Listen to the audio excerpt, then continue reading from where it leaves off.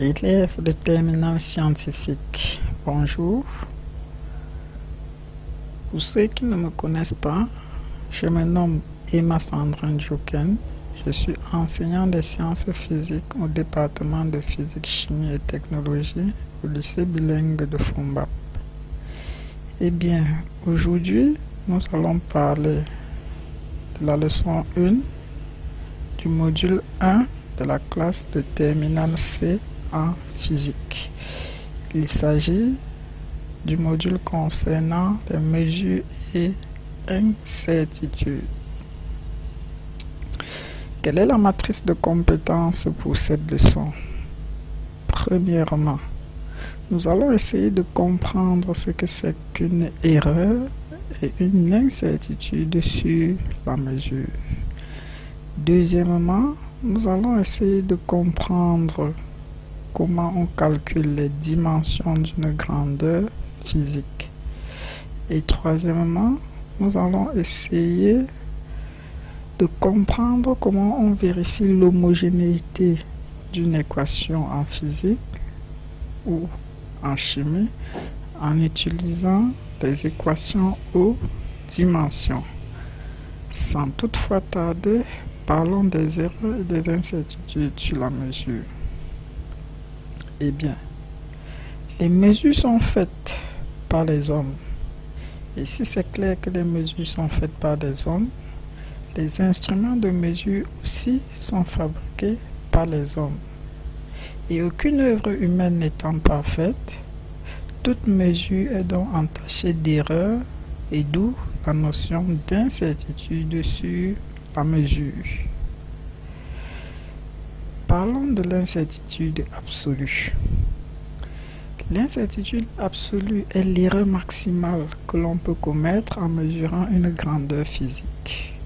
Et si nous appelons x la valeur obtenue de manière expérimentale, une mesure n'étant jamais parfaite, on va supposer que la meilleure estimation de x, appelée encore valeur moyenne de x, se situe entre deux valeurs x min et x max. Et on peut donc noter x bar compris entre x min et x max. X min représente la plus petite valeur de x obtenue lors de la mesure. Il faut noter ici qu'on effectue plusieurs mesures. Et x max est la plus grande mesure de la valeur de x obtenue lors de la mesure. Eh bien, le résultat de la mesure de x s'exprime donc sous la forme x égale à x bar plus ou moins delta x. X bar ici représente la moyenne de x qui est encore la meilleure estimation de la valeur x. Et delta x représente l'incertitude absolue sur x. Parlons à présent de l'incertitude relative. Eh bien, l'incertitude relative est le rapport de l'incertitude absolue sur la moyenne de x. Elle est notée delta x sur x bar et généralement exprimée en pourcentage. Parlons de la généralité sur l'analyse dimensionnelle.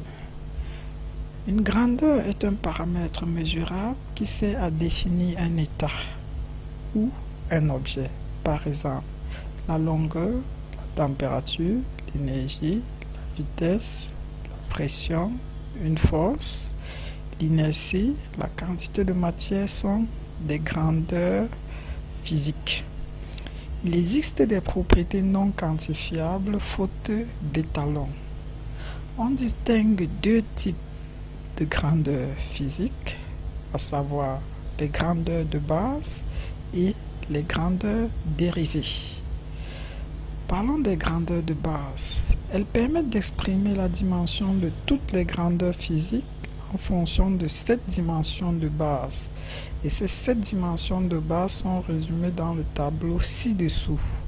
Nous pouvons constater que la grandeur de base longueur a pour dimension grand L, la masse a pour dimension grand M, le temps ou la durée a pour dimension grand T, l'intensité électrique a pour dimension grand I, la température thermodynamique a pour dimension θ, la quantité de matière a pour dimension grand N et l'intensité lumineuse a pour dimension grand I. Parlons à présent des grandeurs dérivées. Ce sont des grandeurs dont la dimension est liée à au moins une des 7 grandeurs de base citées précédemment. Par exemple, la vitesse est une grandeur dérivée car elle est fonction de la longueur et du temps. On peut donc noter V égale à L sur T. Parlons de la notion de dimension.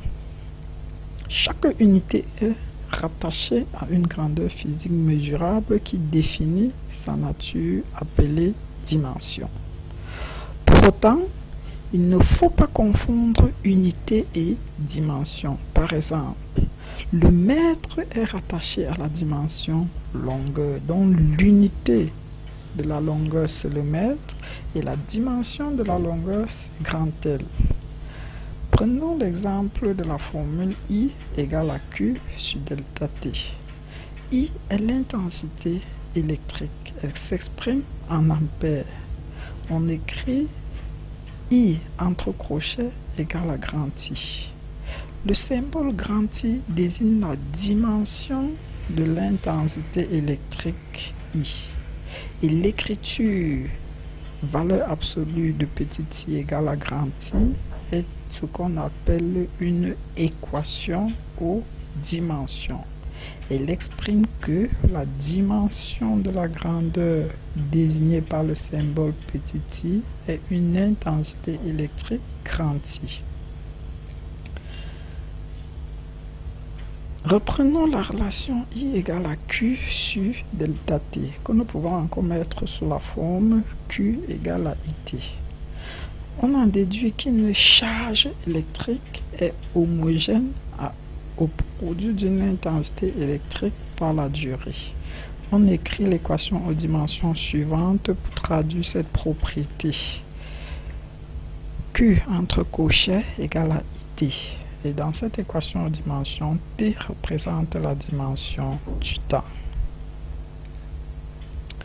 La dimension d'une grandeur quelconque est un produit des différentes dimensions des grandeurs de base. Si nous prenons par exemple la dimension de x, la dimension de la grandeur x s'exprime par la formule suivante où A, B, C, D, E, F et G sont des nombres réels. Notez bien, la dimension de base s'écrit en majuscule. La dimension d'une grandeur physique G s'écrit G entre crochets. On utilise des expressions négatives de puissance et pas de rapport lorsqu'on écrit une équation aux dimensions. Très bien. Exemple. Prenons la vitesse qui par définition est égale à la distance sur le temps. Ça veut dire quoi? Ça veut dire que la dimension de la vitesse, c'est-à-dire V entre crochets, est égale au produit de la dimension de la distance, c'est-à-dire grand L, multiplié par le produit du temps, c'est-à-dire T.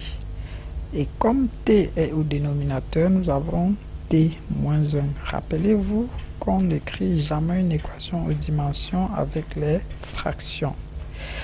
Comme exemple d'application, vous pouvez vous exercer en trouvant l'équation aux dimensions de l'énergie, la dimension d'une force, la dimension d'une accélération et encore la dimension du champ électrique. Parlons de l'analyse dimensionnelle. L'analyse dimensionnelle permet d'identifier l'ensemble des paramètres pertinents d'un phénomène physique pour en déduire la dépendance d'une grandeur en fonction de ces paramètres. Dans une équation, les deux membres de l'équation doivent être homogènes, c'est-à-dire même dimension. Essayons de vérifier par exemple si la formule T égale à 2 pi racine de G sur L est bel et bien homogène. Très bien. Commençons par T. T a la dimension d'un temps et s'exprime en secondes. Donc le membre de droite, c'est-à-dire racine de G sur L, doit également être homogène à un temps. G est une accélération, ça veut dire que la dimension de G, c'est la dimension d'une accélération, c'est-à-dire dimension de G égale à LT-2. L est une longueur dont sa dimension c'est L. Et le terme 2π n'ayant pas de dimension, on constate que la dimension de G sur L n'est autre que T-2. Sa racine carrée aura donc pour dimension T-1. On constate que racine carrée de G sur L n'est pas homogène à un temps dont la formule T égale à 2π racine de G sur L est une formule fausse. Il fallait donc trouver T égale à 2π racine de L sur G afin que les deux termes soient homogènes. Très bien. Comme exercice d'application, vous allez essayer de vous exercer à la maison. Je vous laisse le temps de copier. Petit 1, vous allez vérifier l'homogénéité de l'équation suivante. V égale à racine de 2GH, où H est une hauteur et G l'accélération de la pesanteur. Vous allez également vérifier la formule T égale à 2π racine de LC qui donne la période des oscillations d'un circuit LC. Vous allez également vérifier la formule tau égale à RC, où tau est la constante de temps, R la résistance et C la capacité d'un condensateur. Sur ce, je vous remercie et à la prochaine. Ciao, ciao.